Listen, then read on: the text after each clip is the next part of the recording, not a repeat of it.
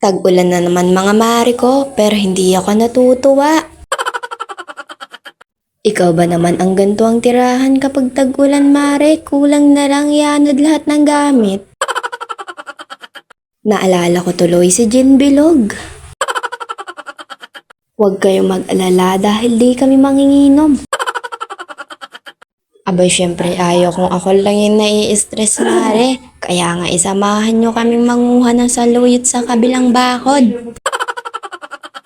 Abay huy, bawal yan. Huwag kayong mag-alala mga mare ko dahil nagpaalam naman kami sa puno. Maya-maya nga biglang may lumabas na tao. Kaya nga bigla kaming nalulat ng ate ko at biglang nagtawanan. Tinitignan nga kami, kaya nga nagpaalam na kami. Baka bigla kami isumpa, biro lang mga mare. Baka mapatanong kayo, bakit si ate ko lang nangunguha ng saluyot? Ako kasi yung tagapayong niya. Sabi ko nga sa ate ko, tama na muna. Baka biglang dumating yung tatala ni Tita Juan na puso ng saging.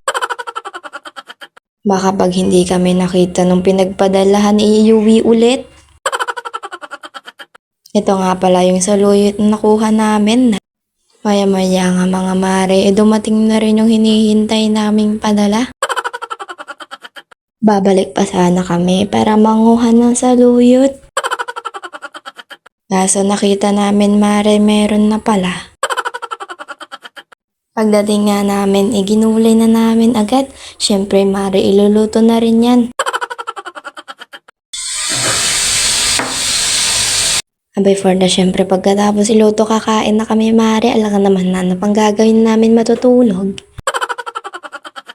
Buti nga sila mare nakaligo, ako kasi hindi. Buti kinaya niya yung tubig ice.